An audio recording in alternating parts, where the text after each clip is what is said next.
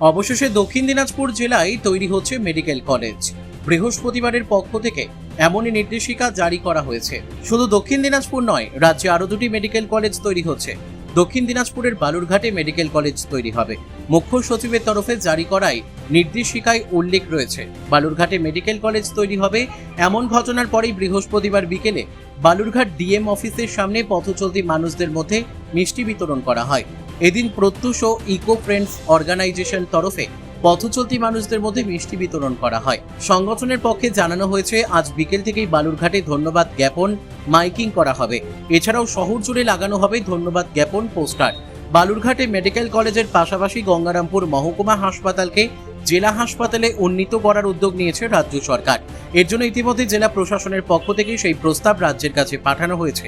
বালুরঘাটে medical college তৈরি হবে এমন ঘোষণা হতেই রাজ্য সরকারকে ধন্যবাদ জানিয়েছেন বালুরঘাটের বিধায়ক বিদ্যুৎ কুমার রায়।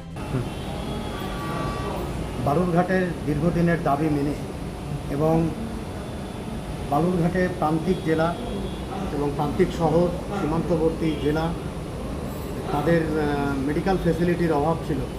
সেই দাবি, দীর্ঘদিনের দাবি পূরণ করে রাজ্য সরকার বালুরঘাটে মেডিকেল কলেজ স্থাপনের ঘোষণা করেছেন।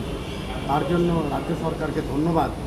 এবং এই মেডিকেল কলেজ স্থাপনার ক্ষেত্রে আমাদের সাংসদ তথা কেন্দ্রীয় প্রতিমন্ত্রী ডক্টর সুকান্ত মজুমদারের যে প্রয়াস এবং আমরা সার্বিকভাবে যে লড়াই করেছি বালুরঘাটবাসী, তার জন্য আজকে মেডিকেল কলেজ বালুরঘাটে স্থাপনের কথা রাজ্য সরকার ঘোষণা করেছে।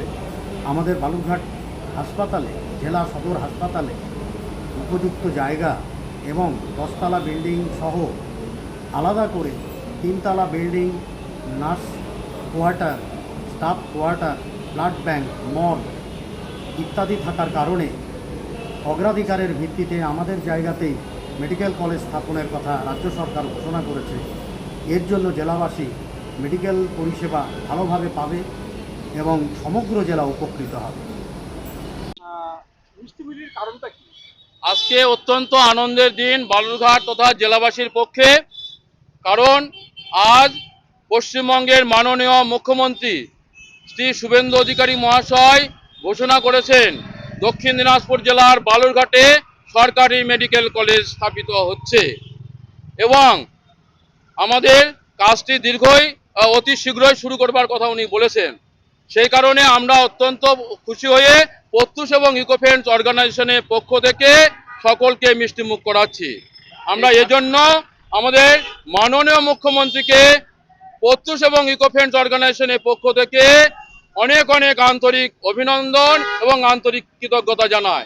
পাশাপাশি আমরা আন্তরিক কৃতজ্ঞতা জানাই আমাদের সাংসদ তথা প্রতিমন্ত্রী শ্রী সুকান্ত মজুমদার মহাশয়কে এবং আমাদের নবনির্বাচিত বিধায়ক শ্রী বিদ্যুৎ কুমার রায় মহাশয়, তিনি আমাদের সভাপতি প্রত্যুষ এবং ইকো ফ্রেন্ডস অর্গানাইজেশনের, তাকেও আমরা আন্তরিক অভিনন্দন এবং কৃতজ্ঞতা জানাই। দীর্ঘদিন ধরে এই আন্দোলন আপনাদের চলছিল, প্রত্যুষ কত বছর ধরে এই দাবি করছিল? এটি হচ্ছে 2012 সাল থেকে আমরা এই আন্দোলন করে আসছিলাম, যাতে করে পশ্চিমবঙ্গের দক্ষিণ দিনাজপুর জেলার সদর শহর বালুরঘাটে একটি সরকারি মেডিকেল কলেজ স্থাপিত হয়।